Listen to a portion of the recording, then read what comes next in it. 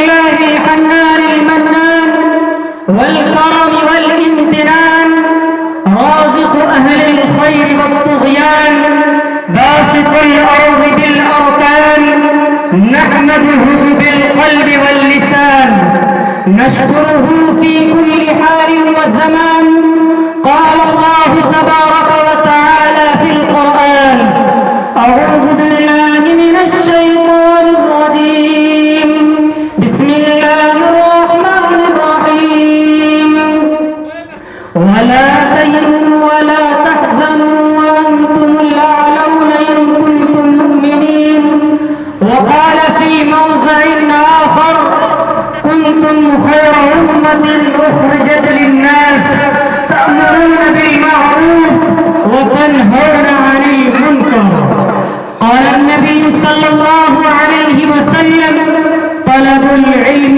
فريضة على كل مسلم ومسلمة علماء کرام اور محترم سامعین کرام اور دور دراز سے آئے ہوئے مہمانان اعزاز اور پردہ مائیں بہنیں، آج میں آپ حضرات کے روبرو کوئی لمبی چوڑی تقریر کرنے کے لیے نہیں آیا، بلکہ حالات حاضرہ کے متعلق چند منٹ اپنا یاد کیا ہوا سبق سنانے آیا ہوں۔ محترم سامعین کرام، اللہ جل شانہ نے انسان کو مدنی طبع بنایا ہے، اس لیے کوئی بھی شخص سوسائٹی اور معاشرے سے دور رہ کر زندگی گزارنا چاہے تو وہ زندگی نہیں گزار سکتا۔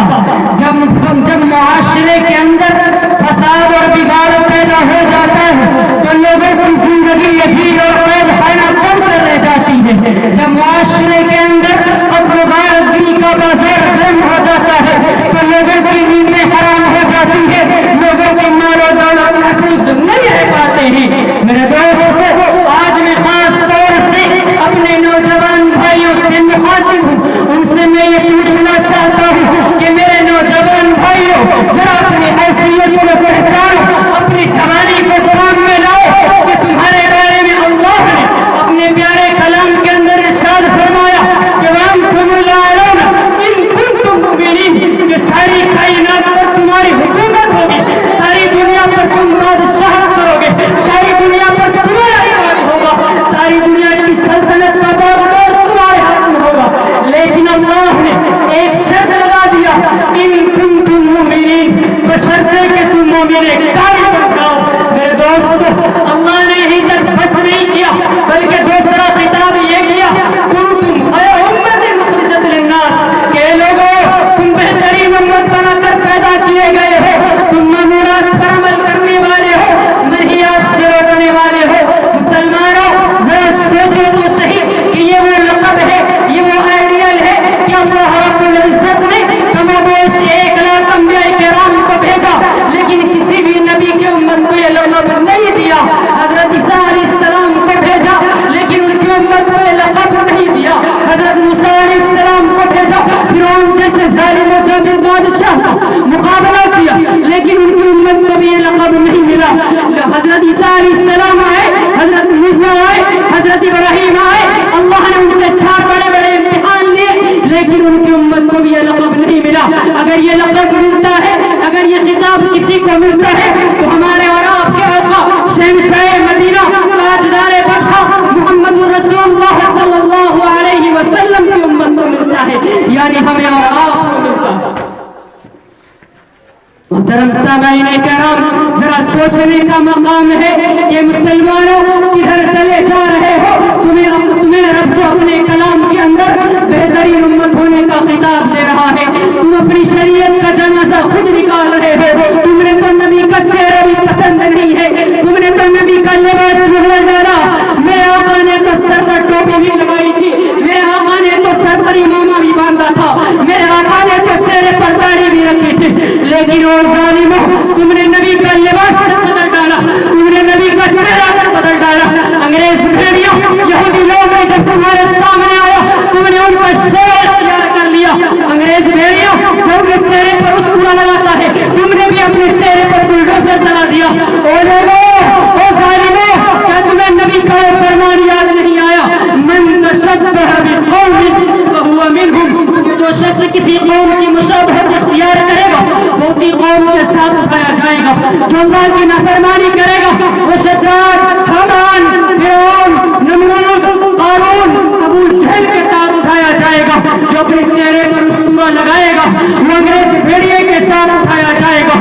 اس لیے لوگوں، آج اگر کسی سے کہا جائے کہ میاں آپ کے چہرے پر داڑھی نہیں ہے تو طرح طرح کے بہانے لگانے لگتے ہیں. اگر کہا جائے کہ میاں کیا تم مسلمان ہو تو بڑے فخر سے کہتے ہیں کہ ہم مسلمان ہیں. ایک مولوی صاحب کا واقعہ بتاتا چلو کہ ایک شخص کی ملاقات ایک مفتی صاحب سے ہوتی ہے. مفتی صاحب سلام کرتا ہے. مفتی صاحب بڑے حیران ہو جاتے ہیں. مفتی صاحب یہ پوچھتے ہیں کہ میاں کیا تم مسلمان ہو؟ کہ میاں کیا تم مسلمان ہو؟ وہ شخص خود حیران ہو جاتا ہے. کہتا ہے جی مولوی صاحب میں مسلمان ہوں، جبھی تو میں نے آپ کو سلام کیا. مولوی صاحب نے کہا کہ بڑا ظالم ہے تو نے تو نبی کی سنت کو منہ ڈالا، تم نے تو نبی کی سنت کو چھوڑ دیا، تم نے تو نبی کی سنت کو پس پش رکھ دیا. مسلمان تو وہ ہوتا ہے جس کے چہرے پر داڑھی ہوتی ہے. مسلمان تو وہ ہوتا ہے جس کے سر پر امامہ ہوتا ہے، جس کے سر پر پگڑی ہوتی ہے، جس کے سر پر ٹوپی ہوتی ہے. وہ نوجوان رونے لگا، گڑگڑانے لگا اور یہ کہنے لگا مولوی صاحب میں آپ کو کیا بتاؤں، میری بیوی کو داڑھی ناپسند تھا، داڑھی ناپسند تھی اسی لیے میں نے داڑھی منڈوا لی. مولوی صاحب غصہ میں آ گئے اور مولوی صاحب نے کہا کہ قسم خدا کی نافرمان ہے وہ عورت، جاہل ہے وہ عورت، منافق ہے وہ عورت، خدا کے دین کی باغی ہے وہ عورت. اور اس کو راضی کرنے کے لیے تم نے اپنے خالق کو، اپنے ایشور کو، اپنے پرماتما کو ناراض کیا ہے. تم نے ناراض کیا ہے. قسم خدا کی اگر شریعت کے اندر لاکھ مرتبہ طلاق دینے کی اجازت ہوتی تو میں لاکھ مرتبہ طلاق دے دیتا، لیکن ایسے خدا کے دین کی باغی عورت کو اپنے نکاح میں کبھی نہیں. آج ہمارے معاشرے کا حال یہ ہو گیا ہے کہ اگر کسی نوجوان سے پوچھا جائے کہ میاں آپ کے چہرے پر داڑھی نہیں ہے تو برجستہ یہ کہتے ہیں کہ مولوی صاحب اگر ہم چہرے پر داڑھی رکھیں گے ہمیں رشتے نہیں ملیں گے، ہمیں لڑکیاں نہیں ملیں گی، ہمیں لڑکیاں ایکسپٹ نہیں کرے گی. میں ان سے پوچھنا چاہتا ہوں او داڑھی کی نا قدر کرنے والوں، او داڑھی کو ناپسند سمجھنے والوں، اگر تمہیں داڑھی کی حیثیت جاننی ہے تو جاؤ برطانیہ کی ان ماں بہنوں سے پوچھو جو اپنی ماں سے رو کر یہ فریاد کرتی ہے ماں ہماری شادی کسی عالم سے کروانا، ماں ہماری شادی کسی مفتی سے کروانا، ماں ہماری شادی کسی قاری سے کروانا. کیوں کہ جو مفتی ہوگا، جو عالم ہوگا، جو حافظ ہوگا، جو قاری ہوگا، جو مکتب میں پڑھانے والا ہوگا، جو مسجد میں رہنے والا امام ہوگا، اس کے چہرے پر داڑھی ہوگی. اور جس کے چہرے پر داڑھی ہوگی جنت کی حوریں بھی اس سے پیار کرتی ہوگی. ارے کون جنت کی حوریں جس کے بارے میں اللہ نے جا بجا قرآن کے اندر فرمایا حور العین.